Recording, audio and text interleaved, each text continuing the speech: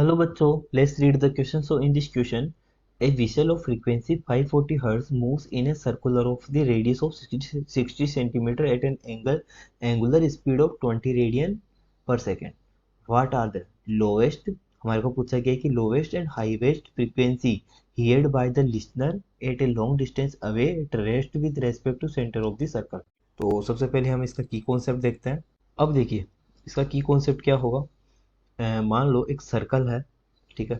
ये विशल जो है इस सर्कुलर पाथ को फॉलो कर रही है. ठीक है. ये इसका सेंटर है. अब सेंटर से मान लो एक सर्टेन डिस्टेंस पर एक लॉन्ग डिस्टेंस अवे अवे हमारे पास एक ऑब्जर्वर है. ठीक है. ये हमारा ऑब्जर्वर हो गया. ठीक है. ये ऑब्जर्वर है.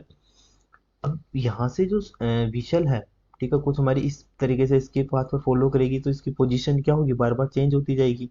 लेकिन ऑब्जर्वर जो है वो तो रेस्ट पर है.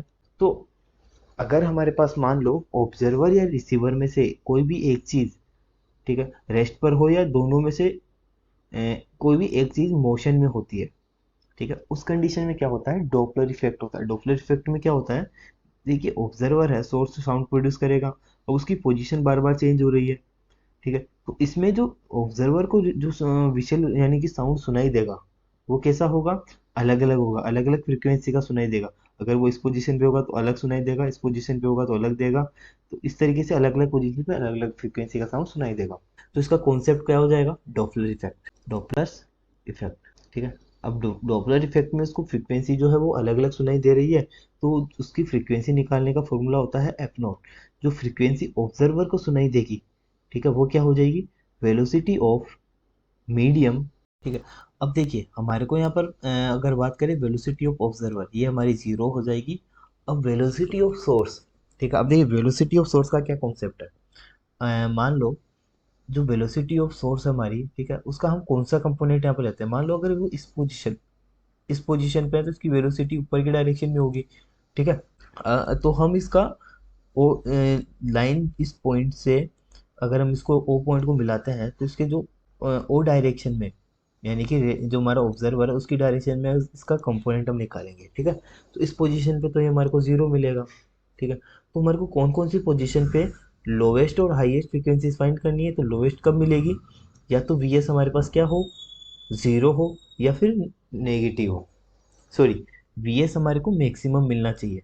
ठीक है. तो वी एस मैक्सिमम कब मिलेगा, देखिए इसके लिए हम यहाँ पर टू टेंजेंट्स यहाँ पर ड्रॉ करेंगे. ठीक है. मैंने यहाँ पर इसके टू टेंजेंट्स यहाँ पर ड्रॉ की. ठीक है. ये इसकी टू टेंजेंट्स है. अब जैसे इसके ऊपर टेंजेंट ड्रॉ करते हैं तो हमारे पास 2 पॉइंट्स मिल गए. अब इन 2 पॉइंट्स में अगर हम देखें तो इसकी वेलोसिटी का कंपोनेंट इसमें निकालेंगे तो इस डायरेक्शन में होगा, और इस वेलोसिटी का कंपोनेंट इस डायरेक्शन में होगा. ठीक है.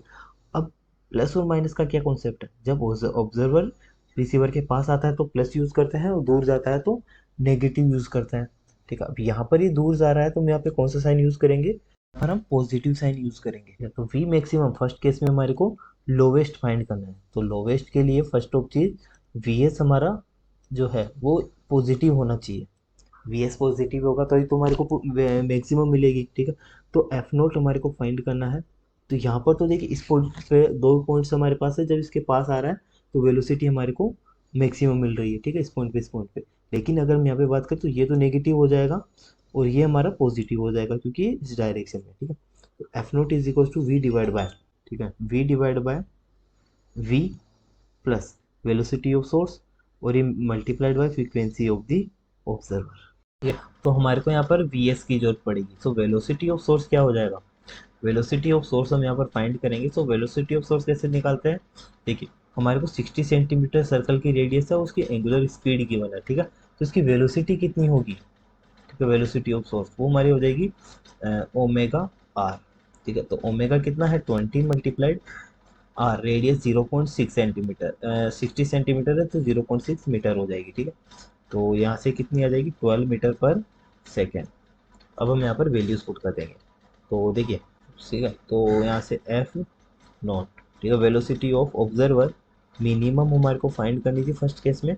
सो वेलोसिटी ऑफ सोर्स, ठीक है, वो 343 गिवन है, divide by velocity of velocity of sound, ठीक है, 343 plus velocity of source 12 multiplied 540, तो ये हमारे को मिल जाएगा 522 हर्ट्ज. ठीक है. तो उसको मैक्सिमम वेलोसिटी जो सुनाई देगी सॉरी मिनिमम वेलोसिटी वो 522 हर्ट्ज इसको सुनाई देगी। सेकंड केस की बात करते हैं।